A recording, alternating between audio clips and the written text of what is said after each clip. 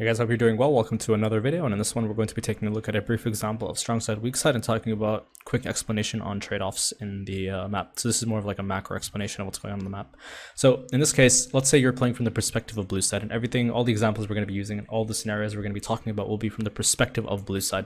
And so let's say you're playing the ADC. Now we'll start off the video by talking about Strongside, Weakside. Strongside, Weakside is essentially dividing the map strong side, weak side, right? Where one side is strong, other side is weak. Usually what determines the strong side, weak side is a champion who can snowball the game, either in the side lanes, right? Like if top lane can snowball like Fiora or something, or if bot lane can snowball like Draven, Nautilus or something can snowball very hard against like, let's say Ashe Yumi or something, like very exaggerated example, right? You can substitute like whatever matchup. And so based on these substitutions, if you're winning based on damage and CC, then you can assume that you're a strong side and therefore your jungler and your players should play around you in order to accelerate the game. Now, what determines you to be able to know that is, first of all, like CC is very crucial, because if it's two tanks setting up a gank, all of a sudden you realize you don't have the damage. And if it's two champions that have like a lot of damage but have no like setup and utility in terms of like locking someone down or having a good angle to actually approach them, then it's absolutely useless. So when it comes to strong side, weak side, you have to be aware that in order to make something happen, you have to have good setup and also have sufficient amounts of damage. Now, let's say you're playing from bottom side, right? And let's say you're jungler, let's say you're playing Draven. So let's assume on this side you are strong side, under the assumption. Now, under the assumption that you are strong side, then if your jungler is pathing from bottom side to top lane in any scenario, whether it be the first clear or the second clear, which isn't really, that's pretty int if he does do that. But if your jungler is pathing from A to B and the enemy jungle is pathing from, so let me just write this down, A to B, and the enemy jungle is pathing from A to B. And so as your jungler is pathing from A to B, from bottom side to top side, and the opposing jungler is pathing from A to B, from their red side down to bottom side, you are susceptible to a gank because this is possible. Now, because this is possible, even though you are strong side, you may still be weak-sided temporarily. A strong side lane can still be weak-sided. This means that even if you're playing a champion that can hard snowball and you have like a 2-0 lead in the bottom lane and you're like winning the game, and your jungler isn't pathing towards you, but the enemy is, then you're still strong side, but you're weak-sided temporarily.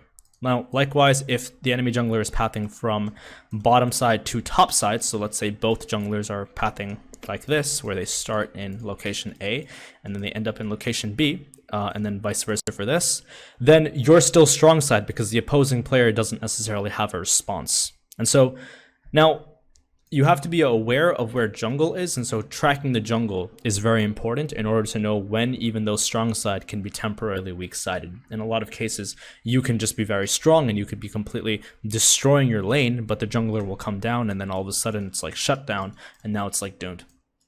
Now, let's say for example you're playing as jungle, and let's say for example as enemy jungle just goes in and ganks top, right?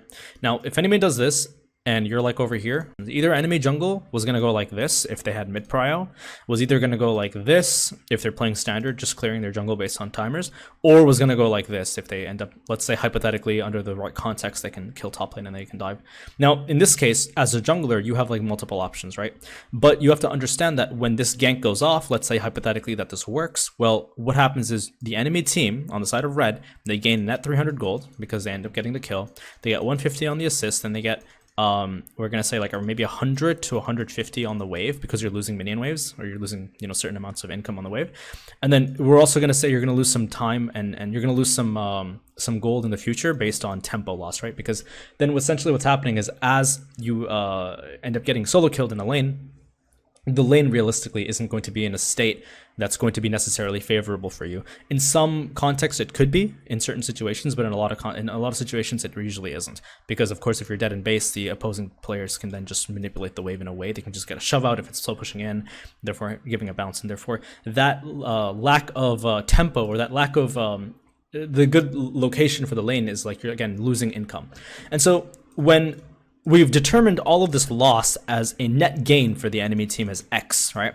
Well, we have to respond with Y. And if we don't respond with Y, we start losing the game, because now we go down in gold value, and the gap between the two teams in terms of economy increases.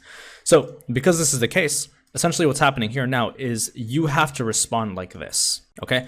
You as a jungler, can do many things. Let's say enemy dives top, your top laner is in base because he's dead. Well, now if you have mid prio, maybe you can run mid and you can start, you know, auto attacking, killing him, and then or chunking him, and then maybe playing for Raptors if they're up, right? And then cut jungle off from Raptors. Sure.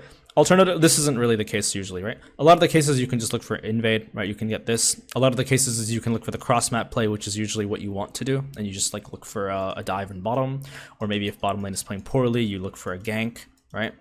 Through like a river or something. But the point is you are substituting the amount of loss incurred from X into a play that should be Y. Now, I don't know how much you're going to gain from, you know, Y play, but if you are able to accelerate your income towards a lane that's strong, then you're going to start winning games. If you give 300 gold to Malphite in top lane, it's not as effective as if you were to give 300 gold to like Xayah in bottom lane, right? Because Xayah can carry, Malphite is okay, I'll build a little more armor. And when it comes to solo queue in an environment that thrives off of unnecessary amounts of chaos, having raw amounts of damage is always going to be more beneficial as a team. Okay, this is just basic trade-offs. Anyways, to do this, we will talk more about like lane manipulation, and everything will start making sense, and we're going to see a lot of examples. But it's really crucial that you begin to understand the concept of strong side, weak side, and the concept of actually allocating resources to one side of the map after we've incurred losses on the other side. Okay, that's it for this video. I'll see you guys for the next one. Take care.